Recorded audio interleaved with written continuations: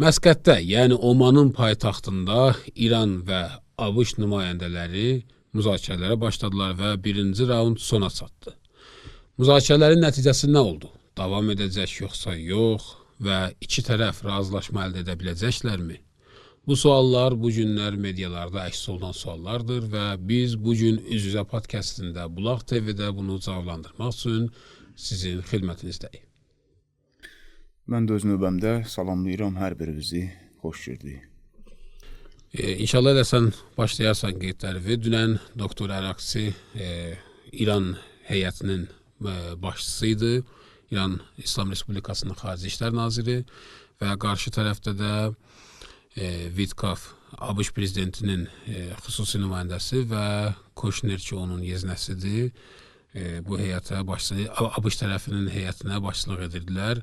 Danışıqlar bildiyimiz kimi üz-üzə baş verməyib, vasitə ilə olub və neçə saat davam edib.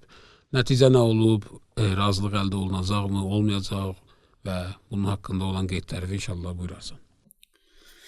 Bəli, müzakirələrin necə keçdiyindən asılıdır. Müzakirələrin nəticəsi təbiidir, hər bir müzakirə belədir.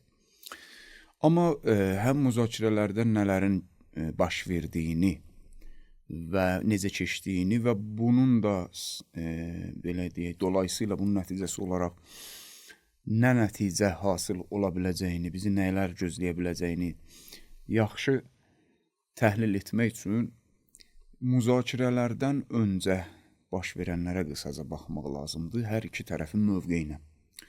Əlbəttə, bunu sənlə biz öncəki podkastlərdə geniş analiz etmişik. Nələr baş verir, kimin mövqeyi necədir və ümumi şəkildə nəticəmiz bu olub ki, İran İslam Respublikası indiyə qədər hərbi, necə deyərlər, təzyiqlərin qarşısında neçə qat cavab verərək onları geri otuzdururdusa, bu dəfə hərbi məsələnin yanında diplomatik nəticəyə çatdıq ki, diplomatik döyüş. Sanki diplomatikada bir raket zərbələri endirdi. Hətta yenə deyirəm, müzakirənin öncəsindən bu başladı.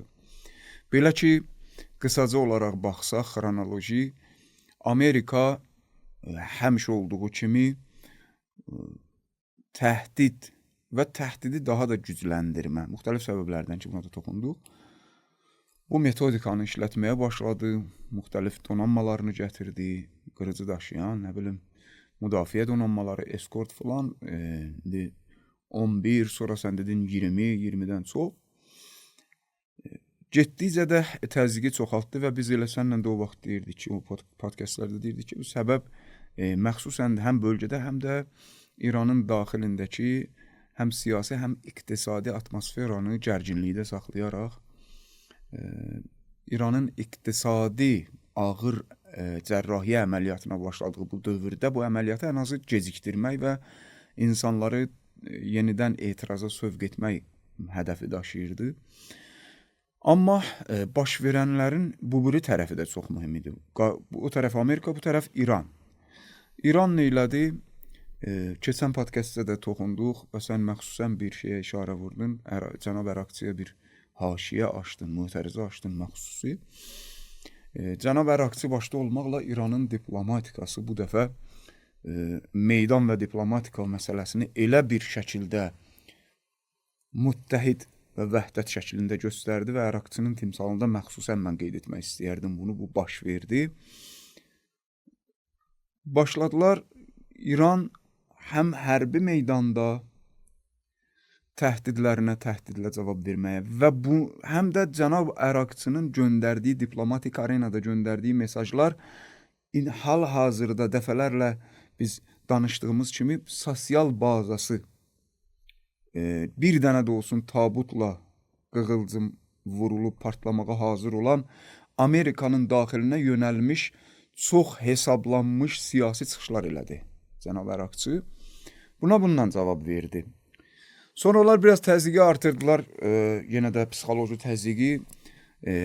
Netanyahu arxadan İrana mesaj göndərsə də ki, qorxuram bizlik deyil, amma bu tərəfdən müxtəlif vasitələrlə Trampı qızışdırmaq istəsə də, yenə də İran bunun qarşısında diplomatik dayandı. Onlar nə qədər ikinci təzyiq dalğasını gətirsə də, İran ikinci təzyiq dalğasını da bunların üstünə çevirdi. Və cənab Ərakçı yenə də başda olmaqla İranın siyasi strukturaları gəldilər. Bu səfər daha da qabartdılar İsrailin zərbə altına düşəcəyini. Daha sonra üçüncü dalğada İsrail gördü ki, söhbət müzakirələrə gedir ki, artıq birinci, ikinci dalğalardan məlum idi ki, bir şey edə bilməyəcəklər hərbi. İsrail gördü ki, Netanyahu başçılığı ilə bu müzakirələrə tərəf gedir. Necə deyərlər, arxayın olduğum Amerika idi, atalığım, o da alınmır. Başladılar müzakirələrə müdaxilə xarakterli İsrail tərəfdən və bəzən zaman-zaman Trump da bunu, Trump administrasiyasından təkrarlayanlar oldu ki, nə bilim, İran mütləq imtiyazlar verməlidir, raketin uçuş məsafəsini məhdud eləməlidir. Yəni, təkcə nüvə enerjisi deyil, hətta nüvə enerjisini sıfıra çatdırmalıdır, zənginləşdirməni. Ya köçürməlidir ayrı yerə. Bu arada Türkiyə də özünü salmışdı biraz ortaya, o da alınmadı. Necə ki, məkan baxımından müzakirələr də alınmadı.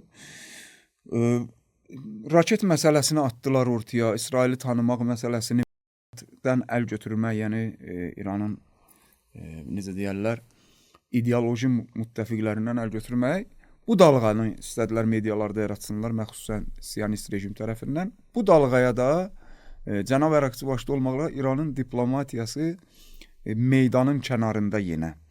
Hərbi meydanda dalbadal istəyir raket Xürrəmşəhər 4 olsun və yaxud da nə bilim müxtəlif raket şəhərciklərindən bir balaca misal göstərdilər, təlimlər. Bunun kənarında da cənab Ərakçı başda olmaqla yenidən hərbiçilərin bəyanatlarının yanında İsrailin vurulması qabardıldı. Qabardıldı yenə. Sonda bu müqəddimə ilə başladı müzakirə və bu bizə aydınlaşdırırdı ki, müzakirə necə olacaq. Müzakirənin necə olduğu bunun nəticəsində də göründü. Mən şəxsən bəzən %10, belə deyək də, bir %10 da deməyim, bir yarı-yarı deyim, bir müəyyən qədər bəzən öz aləmində təhlil eləyəndə cənab Ərakçının əvvəlki mövqeylərinə baxırdım, deyirdim, burada sanki biraz zəif mövqey göstərib danışığında, güclü mövqey göstərdi, amma bəzi məsələn kəlmələrində mən bu müzakirələrdə gördüm, yox, diplomatikanı çox gözəl yürütdü. Keçən podkastda toxundum, diplomatika təkcə, izləyicilərimiz də bilər də, təkcə diplomatika, belə bir deyim var siyasət aləmində, siyasətdə dil, belə deyək, mövqeyi bildirmək üçün deyil, dil mövqeyi gizlətmək üçündür. Və təkcə də dillə bilinmir, yəni bu danışıq dili ilə bilinmir. Bədən dili var, rəftar var, baxış var. Bunların hamısında mən izləyirəm 2 gündür, gedişatı istəyir videolarını görürük, istəyir şəkillərini görürük, istəyir bəyanatlarını görürük, müsahibələrini görürük cənab Ərakçının. Və hətta bu gün ki, yenə də bəzi o moddan düşməkdə olan Amerika mediaları, Associated Press kimi, ya o Axios kimi bəzən boş-boş xəbərlər, onlar ki, moddan düşməkdədir, onlar bəzən güya yenə təhdid göstərmək istəyir ki, sınmasınlar. Çünki müzakirəyə bunlar istəyən kimi gəldilər, İran istəyən kimi gəldilər. Onun altından çıxmaq istəmələrinə baxmayaraq, yeri gələndə cənab Ərakçı fikirləşərdi ki, diplomatika irəli gedir. Hələlik, məsələn, ləhnimi, biraz danışıq tonumu dəyişim, diplomatik gedim. Xeyr, diplomatikanın içərisində bu günə qədər cənab Ərakçı, bax elə bu saata qədər ki, biz səndən bu proqramı çəkirik, bu saata qədər cənab Ərakçı deyir ki, oyan-biyan oldu, əlimiz tətikdədir. Bunu deyir. Və yenə də deyirəm, gedişat müzakirənin o saatları ki var idi. Orada müzakirənin otağına giriş, oradan çıxış, verdiyi müsahibələr, rəftarları, hətta o əl məsələsi ki, özün gördüyün şəkillərdə əlinin hərəkəti və yaxud da müsahibə verir, qəti şəkildə bildirir ki, yəni bu boş-boş danışıqlardır. Heç bir müzakirə obyekti ola bilməz. Onların istədiyi Nüvə ola bilər ki, o da onlar istədiyi kimi ola bilməz. İndiyə qədər müzakirə ərəfəsində və indiyə qədər verdiyi çıxışlar, rəftarları və hətta müzakirə otağına girəndə o Sentkamın nümayəndəsi də gəlmişdi də, o başçısı Amerikanın nümayəndə heyətində. Əraqçının təkidi ilə buraxılmırdı içəri. 20 dəqiqə onu qapı arxasında bəzi xəbərlər gəldi ki, mötəbər xəbərlərdə ki, 20 dəqiqə gözlətdi qapı arxasında ki, icazə vermirik.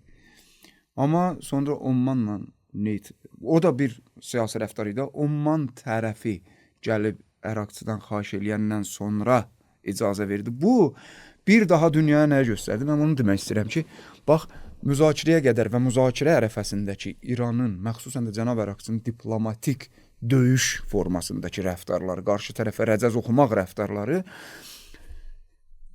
gələcəyin siqnallarını bizə verir. Bu özü ki, və silsiləvari fikir verir, sistematik bir-birini tamamlayır. Əvvəl gəldilər, istəklərini qoydular, bir də məkan idi də. Türkiyə NATO'nun üzvü, Erdoğan bunların bir növ adamı Amerika tərəfdən. Oradan müqəddiməni qoydu diplomatik olaraq. Yox, siz deyən yox, biz deyən yerdə olmalıdır. Ommanda neytral. Yəni, bilirsən bu nəyi göstərir? Əgər onlar istədiyi yerdən, onların istədiyi bu dəqiqə budur. Onlar, keçən podkastda mən dediyim kimi, Amerika tərəfi görür ki, mənim yalancı hegemoniyam İran tərəfdən 50% ən azı diplomatik arenada üryan şəkildə tökülüb, görünür ki, yalancı hegemoniyam var. Ona görə də Amerika nəyə çalışır? Hegemoniyasını saxlasın ən azı gözlərdə. Dünyada desin ki, mən deyən kimi elədi İran. Bunun bir tərəfi də məkan söhbətində idi. Əgər Türkiyədə olsaydı, Türkiyə nə olsun müsəlman ölkəsidir? Sən ha denən ki, müsəlmandır, qonşudur. Söhbət medialarda nə olacaqdı dünyada? Amerika İranı Türkiyədə danışıqlar mizinə gətirdi. Gətirdi. Harda Türkiyədə? Türkiyə kimdir? NATO üzvü. Tamam. Bu sistematik oradan başladı və bunu əraqçı çox gözəl davam elətdirdi Ommandakı bu rəftarı ilə. Həmin Amerikanın, NATO'nun mərkəzi Amerikada hamı bilir. O birilər elə formaldır da orada. Türkiyə qarşı hamısı formaldır orada. NATO'nun mərkəzliyi olan Sentkamın başında duran adamı neytral yerə gətizdirdi və neytral yerdə onu qapı arxasında saxladı. Bir daha sübut elədi ki, neytral yerdən mənim hörmət elədiyim qonşum gəlib məndən xahiş eləsə, mən sənə icazə verirəm. Yenə də mən istəyəndə gələ bilərsən içəri dedi. Yəni istəsəydi, Umman gəlib onu xahiş eləyəndə deyərdi ki, istəmirəm. Gəlməsin, sən haqqı da var ha, sən hərbi nazirsən, sən burada nə gəzsən? Sistematik olaraq İran bunu göstərir indiyə qədər. Həm müzakirə öncəsi, həm indiyə qədər olan və bu bizə artıq deməyə icazə verir, müəyyən qədər təhlil edə bilər ki, bundan sonra necə gedəcək? Bundan sonra həm İrana sərf edir ki, müzakirə üçün müzakirə adı ilə müxtəlif, biz əvvəldən deyildi, formal olaraq quraşdırılıb, nə o özün bataqlıqdan çıxartmaq istəyir, amma zahirdə göstərir ki, güya dediyimdən əl çəkmirəm, amma əl çəkir. İranda həqiqətən, reallıqda göstərir ki, sən deyən deyil. Rəhbərin dediyi sözü əraqçı əməli ilə diplomatikasında göstərir. O, misal burada, qızınızı istəyirik, 2 kəlmə qalıb, qızınızı istəyirik, onlar da deyir ki, qələt eləyirsiniz. Hələ də indiyə qədər cənab əraqçı bunu göstərir və bu bizə onu deməyə əsas verir ki, bundan sonra da həm Amerikaya biraz abrılı şəkildə qayıtmaq üçün biraz vaxt tutmaq sərf eləyir dövrələr baxımından. Həm də İran da öz islahatlarını daxildə aparırdı onsuz da. İran vaxt getsə də, qalsa da İran dediyi formada davam eləyir. Bir iş burada qalır ki, gələcəyinə bu filan məsələləri də nəzərə alsaq, ən ağılsız variant, təhlildən uzaq variant özünü intihara atsın İsrail tərəfi. Ki onu da təhdid edir, deyir ki, əgər ABŞ İranla razılaşma gəlsə, İsrail tək başına hücuma keçəcək. Təbii ki, yəni heç ona nə gücləri var, nə icazələri var o işi görsünlər. Çünki o hamı bilir ki, artıq onların başqa bir qarşı durmaya, xüsusən də İran tərəfi ilə hazırlıqları yoxdur. Amma bir məsələni mən istəyirəm deyim. Çox gözəl məsələlərə vurğuladın. Bir qeyd eləmək istəyirəm burada. məni bəzən qınayırlar ki, Türkiyəyə qarşı çox söhbət edirəm. Siz baxın, danışıqlar başlamamışdan öncə Türkiyə, Misir ortaq bir bəyaniyyə verdilər və orada dedilər ki, bizim təklifimiz budur ki, İran 3 il nüvə zənginləşdirməni dayandırsın. 3 ildən sonra garanti versin ki, 1.7%-dan artıq zənginləşdirməyəcək. Belə təklif edirlər. İlk öncə nüvə zənginləşdirmə, belə bir fikir formalaşıb ki, hər hansı bir ölkə nüvə zənginləşdirmək istəyirsə, yəni nüvə silahını əldə etmək istəyir. Bu deyil. Siz baxın, Misir vaxtilə nüvə zənginləşdirmək istəyib, İsrail onlara hücum edib. Suriyada vaxtilə bu məsələ olub, İraqda vaxtilə olub və dərhal qarşısını alıblar. Niyə? Yəni adın qoyurlar ki, bəli, bunun ölkələr nüvə zənginləşdirib silah əldə etmək istəyirlər, amma həqiqət o deyil. Hamı bilir ki, həqiqət o deyil. Nüvə, yəni gələcək. Nüvə zənginləşdirmək, yəni gələcəyi sığortalamaq. Növbəti 10.000 il üçün dünya hal-hazırda özün belə aparır qabağa ki, neft istixrac edib ondan enerji yaratmaqdansa nüvə enerjisinə üz tutsun. Uranyumu da yəni dağlardan çıxarıb istifadə etmək deyil. Okean sularından uranyum ixrac etmək üzərində gedir.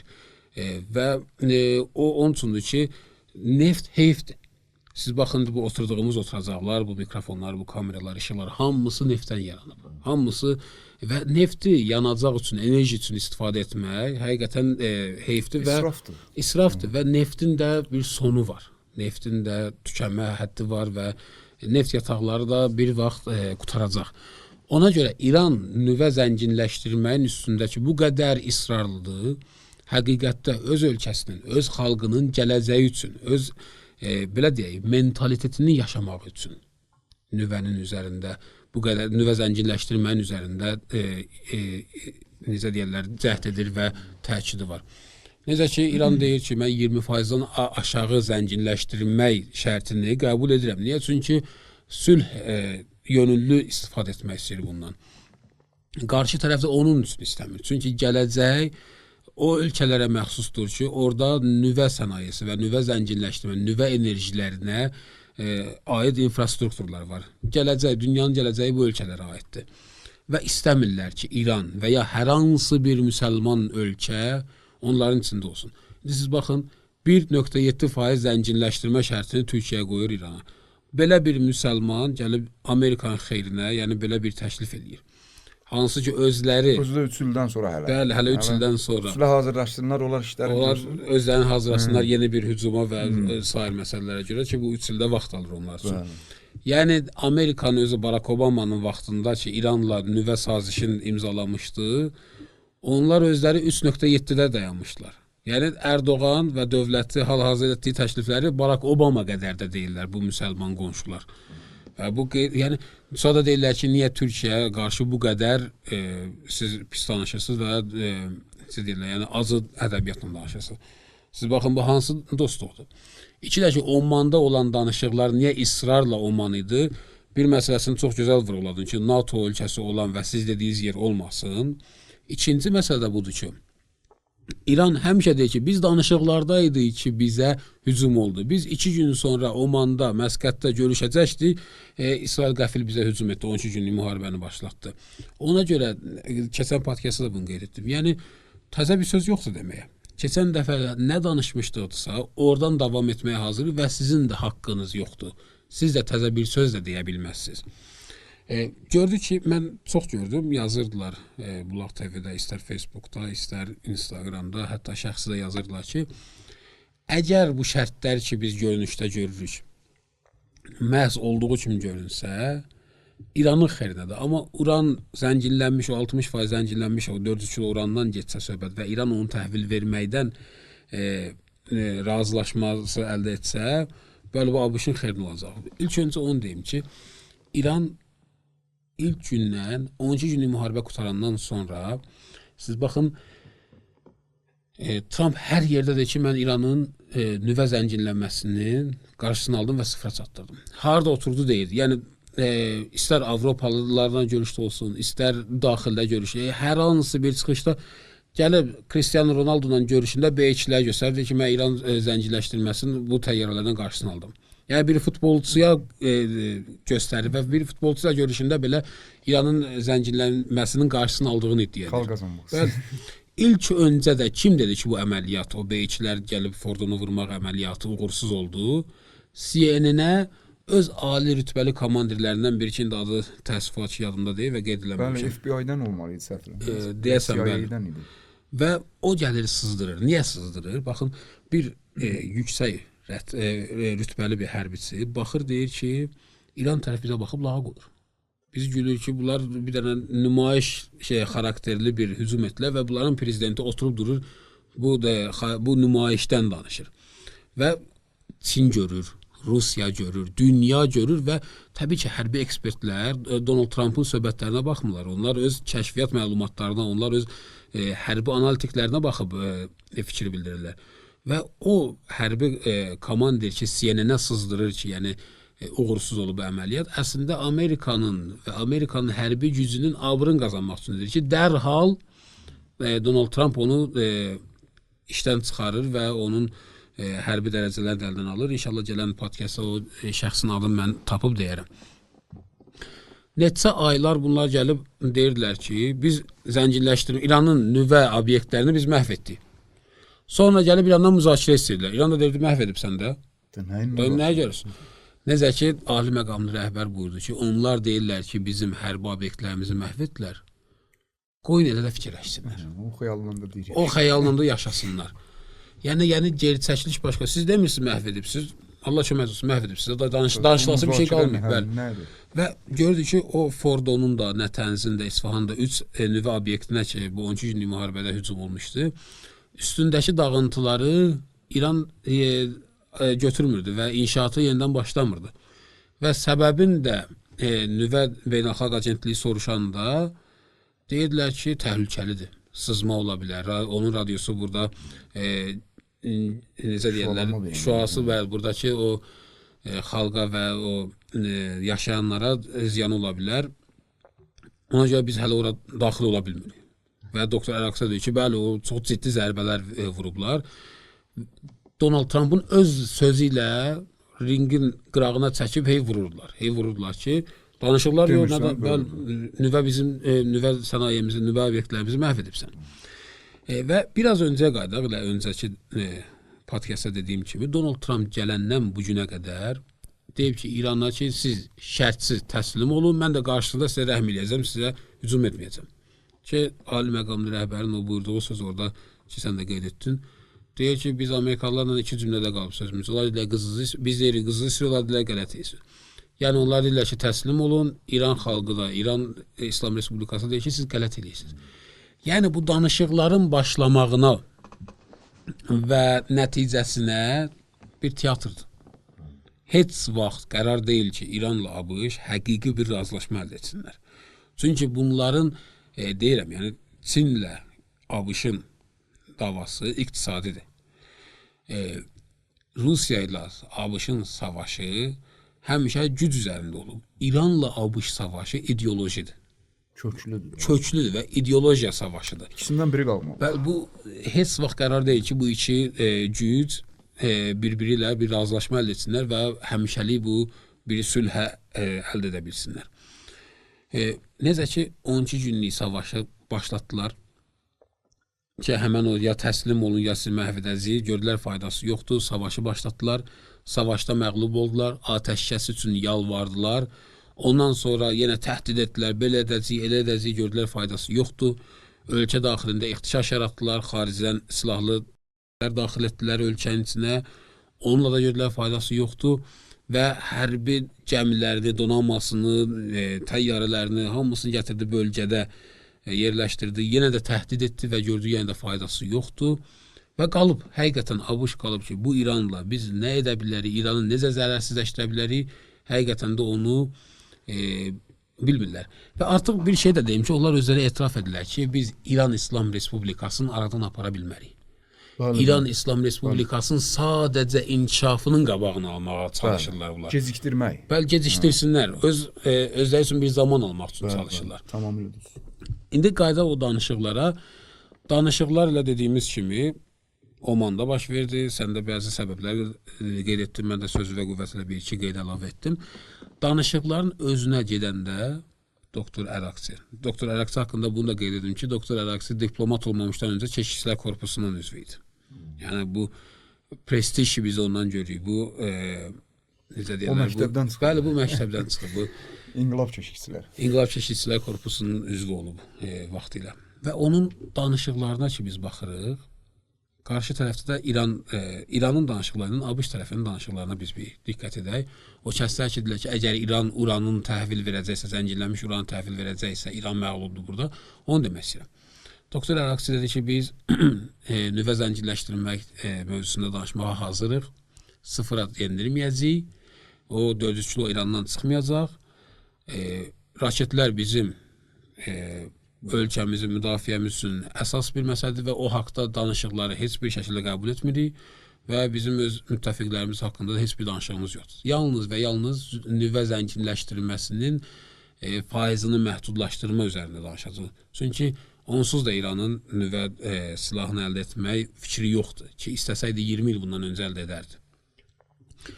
Bəli, və bir qeyd edeyim, qarşı tərəf nə deyirdi? Dedi ki, yox, biz həm nüvə Vitkaf gəlib Omanda Doktor Əraksi ilə söhbət etməmişdən qabaq ilk öncə getdi İsrailə və Netanyahu-la görüşdü. Netanyahu orada söz vermişdi ki, biz İranın raketlərini də bu müzakirələrdə gətirəcəyik. Və artıq mən bu gün gördüm ki, bu gün Donald Trump deyib ki, İranla nüvə zənginləşdirmək haqqında da biz razılıq əldə edə bilərik. Bəli. Özü sual verir. Deyir ki, yalnız deyəsən nüvə haqqında danışırsınız. Trump deyir, bəli. Və görürük ki, hər şey göz qabağındadır. Müzakirələrin növü, hətta birbaşa da müzakirə olmayıb. Sadəcə 10 dəqiqə, 15 dəqiqə deyəsən, Doktor Əraksi gedib və Vitkaf və Koşnerlə diplomatik, çox sərt şəkildə görüşüb və o CENTCOM-un komandiri ilə də heç bir görüşü olmayıb. Yalnız amma bütün müzakirələr birbaşa olmayıb. Yəni Omanın Xarici İşlər Naziri mesaj aparıb bu otaqdan o otağa. Dolayı yolla. Bəli, dolayı yolla danışıqlar gedib. Burada maraqlı bir faktı yadıma saldı. Mən Çinin, deməli, Trump dünən, səhv eləmirəmsə, ya sırağa gün dünən olmalıdır, bilmirəm, deməli, yadımda olan. Axırıncə götürüb o tweet qoyuraq arada belə qəribə tweetlər, şeylər qoyur, şəkillər hətta. Bruce Lee'nin şəklini. Sən bayaq Çin dedin, yadıma düşdü. Bruce Lee'nin şəklini qoyur. Çin tərəfdən də buna cavab gecikmədi. Yəni bu rüsvayçılıq da həqiqətən də gülürük. Yəni o cəmaatın gözündə 200 ildir, o hegemondur filandır görünən bir ölkədən danışırıq, bir sistemdən danışırıq. Gör hansı hala gəlib çıxıb. Bu İranın diplomatik gücünü deyirəm amma. Çin tərəfdən də buna bir dənə tweet atdılar ki, heç olmasa Allah kömək olmuş da indi bizim dilimizlə. Heç olmasa güc nümayiş elətdirmək istəyirsən, heç olmasa özü də olmasa atası Amerikalı olan bir şəxsi qoy da sən Çinli, Bruce Lee'ni Çinlidir də o. Bir bu məsələ maraqlıdır. Bir də o bir məsələyə işarə elədin.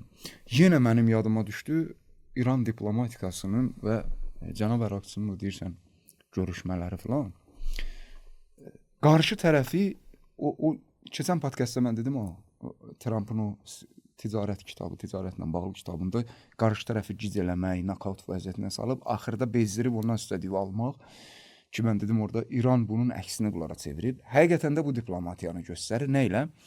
Bir, mürəkkəbliklə. Özün bilirsən ki, İranın istəyir dövlət strukturaları, istəyir birbaşa ali məqamlı rəhbərə bağlı olan silahlı qüvvələrin və yaxud da ümumiyyətlə də daxili xarici silahlı qüvvələrinin mərkəzliyi ki, rəhbərə bağlıdır. Bunların özü ki, məsələn, bəsic deyirlər, könüllüləri, çox mürəkkəb bir sistemdir.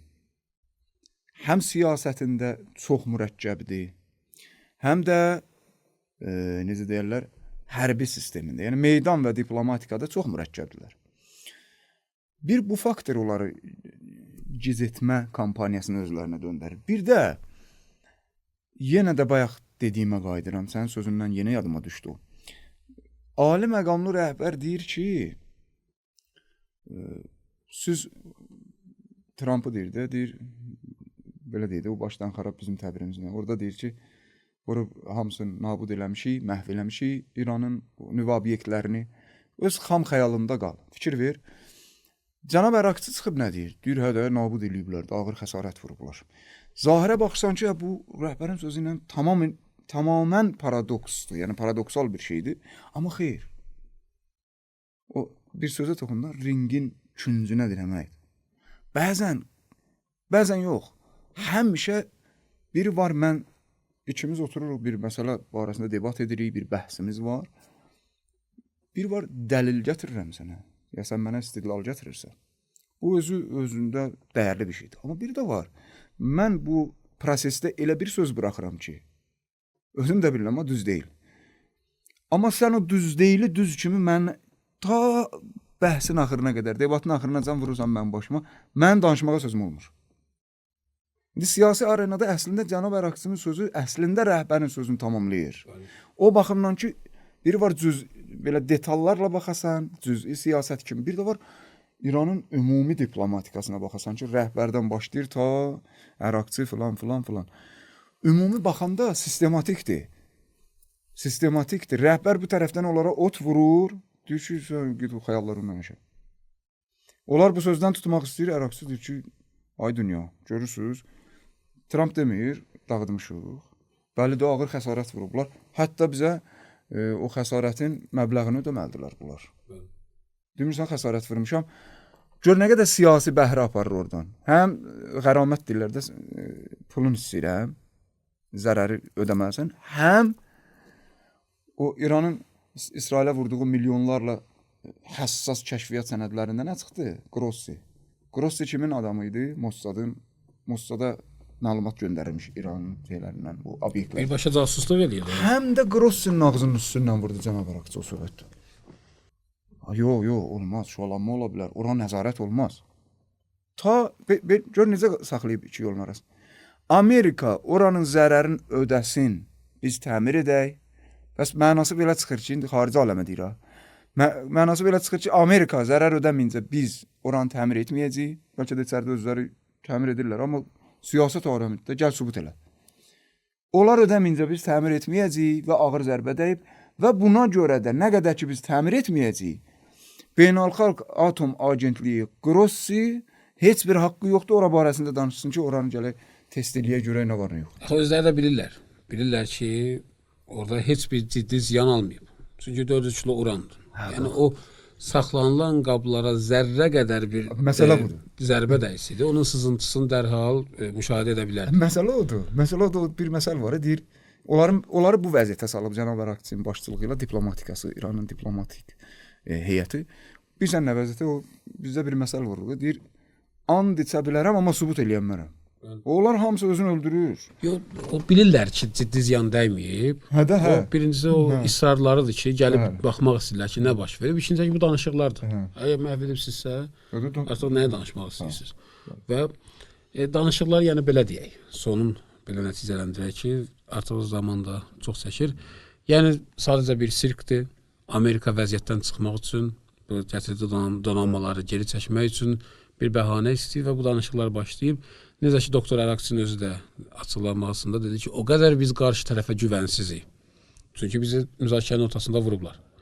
Sadəcə indi müzakirə bundan getdi ki, danışıqlara davam edək yoxsa yox. Elə də bitdi də. Dedilər gedək paytaxtda görək sizlə danışıqlara davam edə bilirik biz yoxsa yox.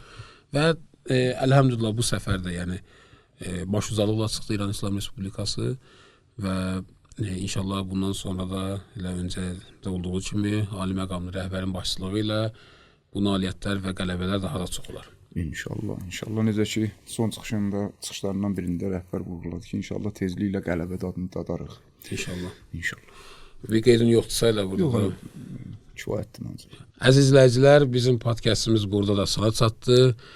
Dünyada olan olayları və xəbərləri dərhal izləmək istəyirsinizsə və senzurasız həqiqətlərin nə olduğunu bilmək istəyirsinizsə, Telegramda Bulaq Xəbər kanalını izləməyi unutmayın.